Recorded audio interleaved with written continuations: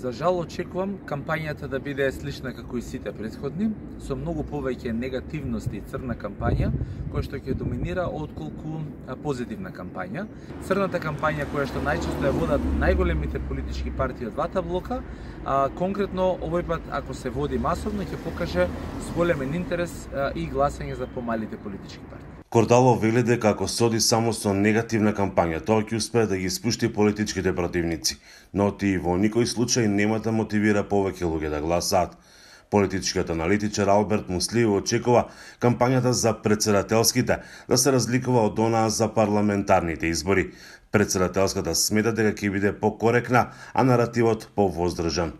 После 25 и фронтално ќе настапат партиите, чив наратив нема да биде баш на ниво потребен за една држава кандидат за членство во Европската Унија. Него разбирам поривот на партиите, верувам дека негативната кампања не носи повеќе гласови, таа можеби ја згуснува основата на подржувачите, но дека привлекува други гласачи, тоа оди сигурно потешко, затоа што негативниот наратив може само да ви одбие луѓе, а не да ви привлече.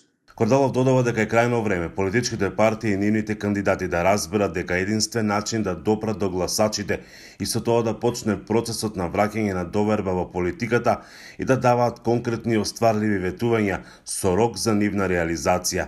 Во изминатите 30 години сме се изнаслушале како граѓани се и се што. Ветување во милиарди, ветување во спейс шатлови и така натаму. Значи, ништо од тоа нема да ги убеди граѓаните. Само добрата комбинација на реално ветување, со тим кој што има позадина има основа да го реализира тоа и со конкретно работење на нештата може да се променат работи.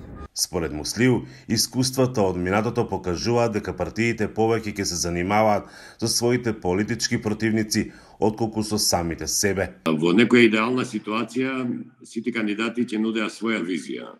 Немаше да се бават многу со опонентите. Ако ќе почнат политичките партии се повеќе и повеќе да стапуваат во прв план, верувам дека повеќе од 50% ќе се бават со опонентите политички, отколку што ќе се бават со промоција на нивната политичка кампања, на нивните програмски цели. Сепак, очекува во претседателската кампања кандидатите за претседател да излезат со своја визија за тоа што би направиле како претседател на државата.